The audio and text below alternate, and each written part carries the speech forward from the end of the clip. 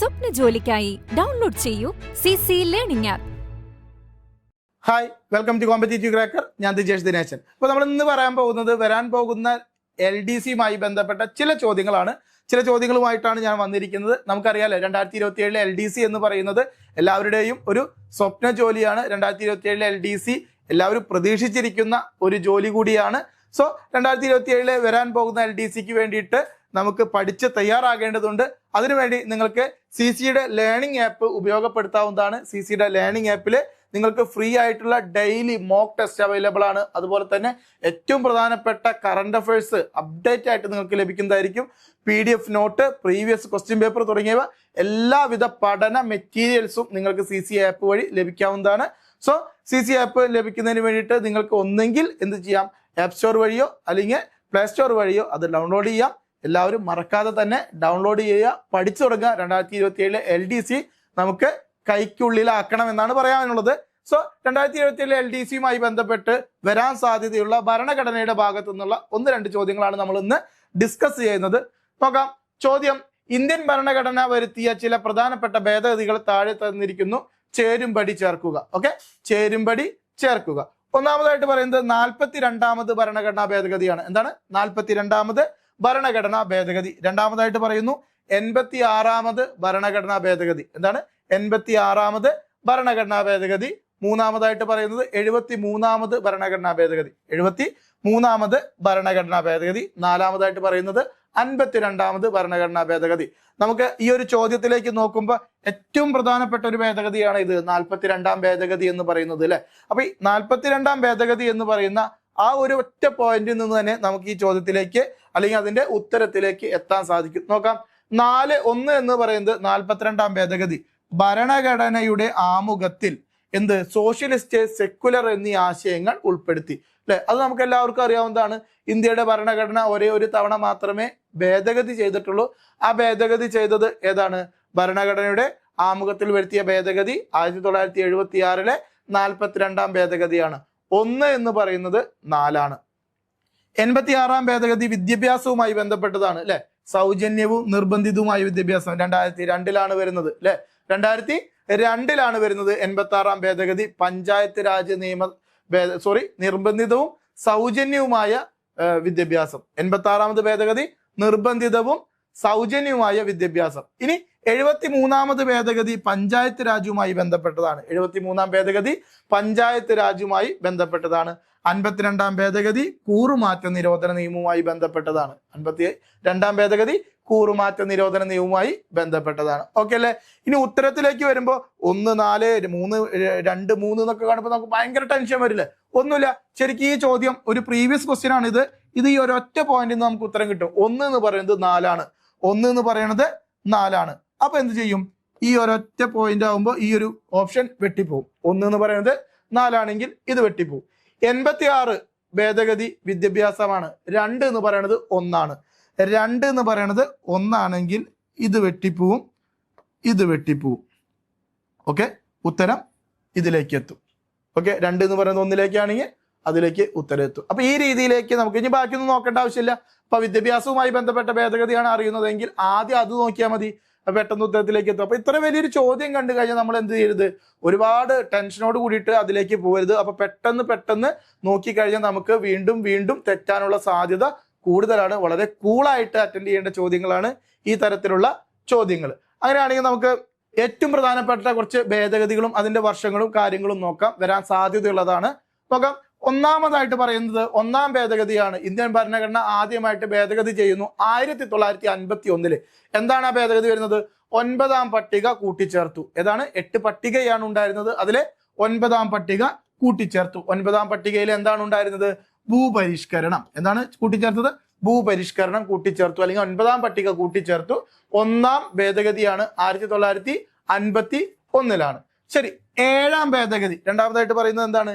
7ാം ഭേദഗതി 1956 7ാം ഭേദഗതി 1956 56 അല്ലെ ഭാഷാടിസ്ഥാനത്തിലുള്ള സംസ്ഥാനങ്ങൾ വരുന്നത്. സോ സംസ്ഥാനങ്ങളുടെ പുനഃസംഘടനയാണ് എന്ത് 7ാം ഭേദഗതിയിൽ പറയുന്നത്.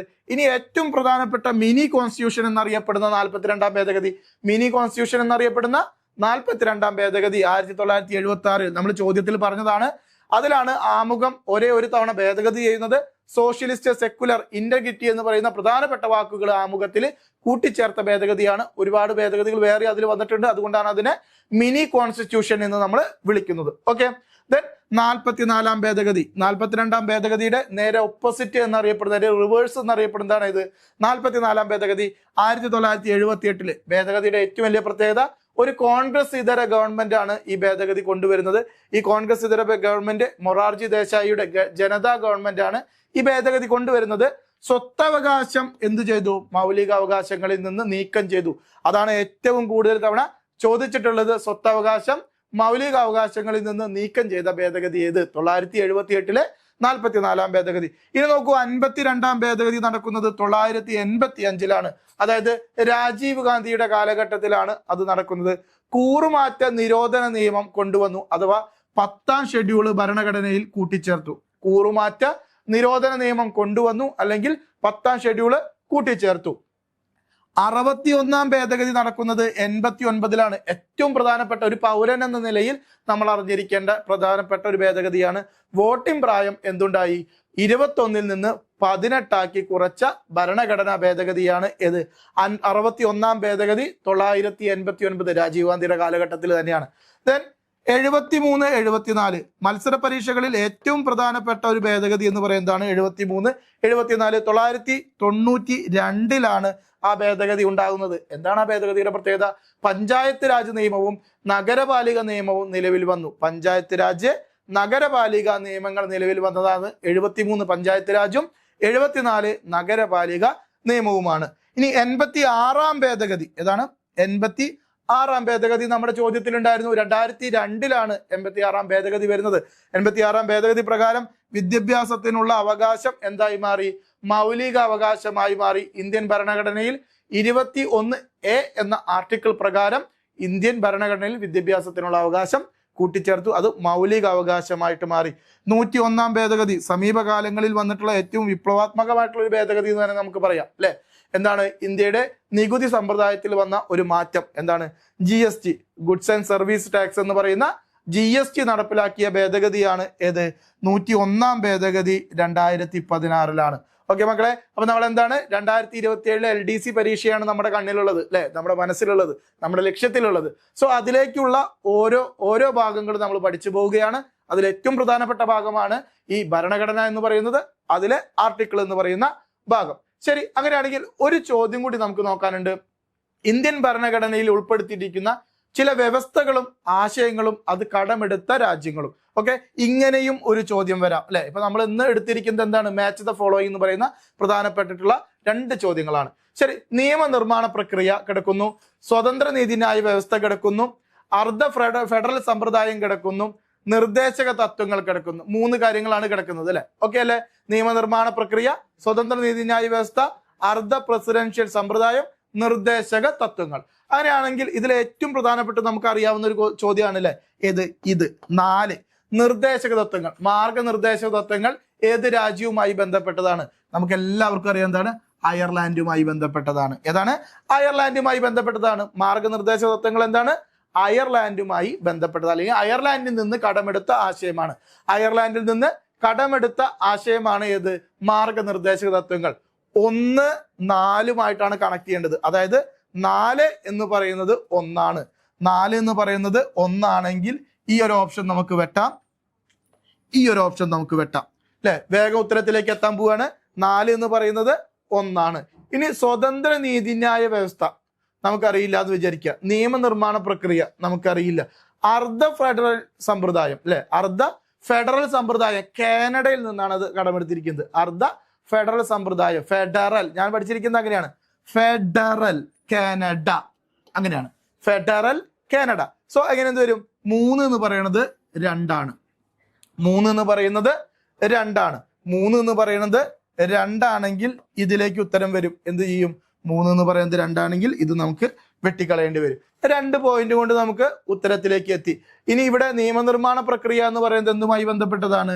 ബ്രിട്ടനുമായി ബന്ധപ്പെട്ടതാണ്. സ്വതന്ത്ര നീതിന്യായ വ്യവസ്ഥ എന്ന് പറയുന്നത് അമേരിക്കയുമായി ബന്ധപ്പെട്ടതാണ്. അതിലേക്ക് വരികയാണെങ്കിലും 1, 4 എന്നുള്ള ഓപ്ഷനിലേക്ക് വരികയാണെങ്കിലും നമുക്ക് ഉത്തരം കണ്ടെത്താൻ പറ്റുന്നതായിരിക്കും. അതല്ല 2, 3 എന്നുള്ളതിലേക്ക് വരികയാണെങ്കിലും നമുക്ക് ഉത്തരം കണ്ടെത്താൻ പെട്ടെന്ന് പറ്റുന്നതായിരിക്കും. ഓക്കെ, അപ്പൊ ഈ രീതിയിലാണ് ഇത്തരം ചോദ്യങ്ങളെ നമ്മൾ എന്ത് ചെയ്യേണ്ടത്, സമീപിക്കേണ്ടത്. അതുമ്പോൾ തീർന്നില്ല, നമ്മൾ എന്ത് ചെയ്യാണ്, ഇതുമായി ബന്ധപ്പെട്ട കുറച്ച് കടമെടുത്ത ആശയങ്ങൾ ജസ്റ്റ് ഒന്ന് പറയുകയാണ്. ഓക്കെ, കടമെടുത്ത ആശയങ്ങൾ ജസ്റ്റ് ഒന്ന് പറയുകയാണ്. ബ്രിട്ടൻ അല്ലെ, ഏതാണ് ബ്രിട്ടൻ? പാർലമെന്ററി ഭരണ സമ്പ്രദായം, പാർലമെന്ററി സിസ്റ്റം ബ്രിട്ടനിൽ നിന്നാണ്. ഏകപൗരത്വം, സിംഗിൾ സിറ്റിസൺഷിപ്പ് ബ്രിട്ടനിൽ നിന്നാണ്. നിയമവാഴ്ച അഥവാ റൂൾ ഓഫ് ലോ ബ്രിട്ടനിൽ നിന്നാണ്. സ്പീക്കർ എന്ന പദവി ബ്രിട്ടനിൽ നിന്നാണ്.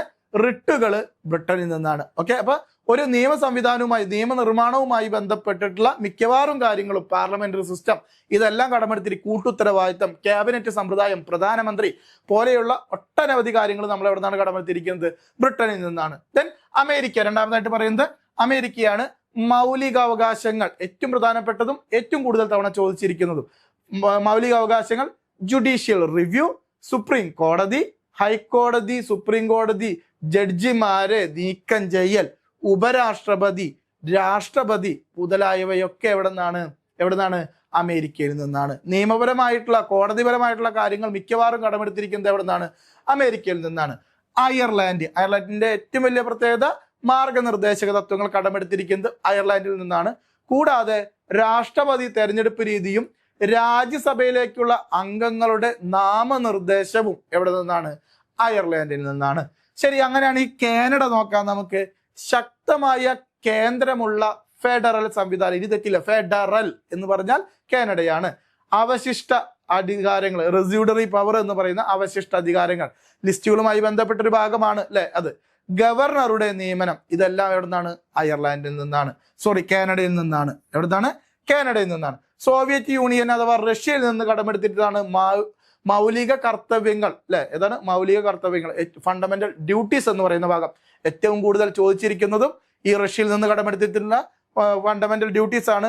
അതുപോലെ ആമുഖത്തിലെ സാമ്പത്തിക, സാമൂഹിക, രാഷ്ട്രീയ നീതി എന്ന് പറയുന്ന കൺസെപ്റ്റ്, ഓക്കെ, ജസ്റ്റിസ് എന്ന് പറയുന്ന കൺസെപ്റ്റ് എവിടെ നിന്നാണ്, ഈ പറയുന്ന സോവിയറ്റ് യൂണിയനിൽ നിന്നാണ്.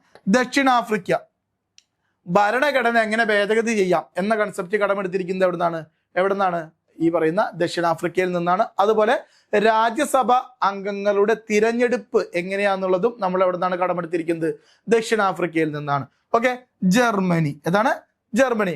അടിയന്തരാവസ്ഥ കാലത്ത് മൗലികാവകാശങ്ങൾ റദ്ദ് ചെയ്യുന്നതുമായി ബന്ധപ്പെട്ട കാര്യങ്ങൾ നമ്മൾ എവിടെ നിന്ന് കടമെടുത്തിരിക്കുന്നു, ജർമ്മനിയിൽ നിന്ന് കടമെടുത്തിരിക്കുന്നു. അടിയന്തരാവസ്ഥ കാലത്ത് മൗലികാവകാശങ്ങൾ റദ്ദ് ചെയ്യുന്നതുമായി ബന്ധപ്പെട്ട കാര്യങ്ങൾ ജർമ്മനിയിൽ നിന്ന്.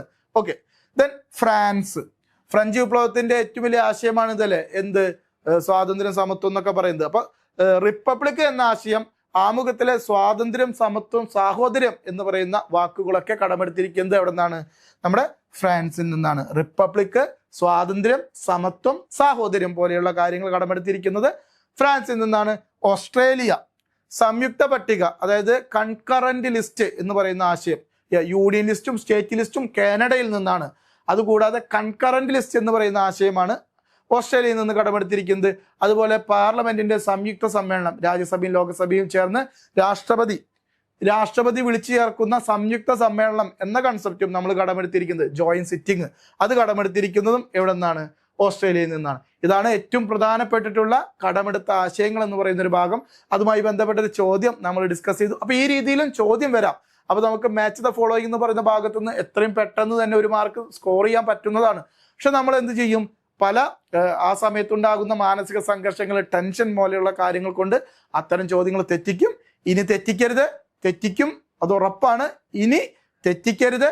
ഇതുപോലുള്ള ചോദ്യങ്ങൾ നമുക്ക് വീണ്ടും പ്രാക്ടീസ് ചെയ്യണം.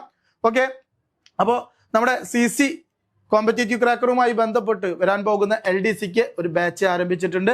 ഏർലി ബേർഡ് എന്നാണ് നമ്മുടെ LDC ബാച്ചിന്റെ പേര്.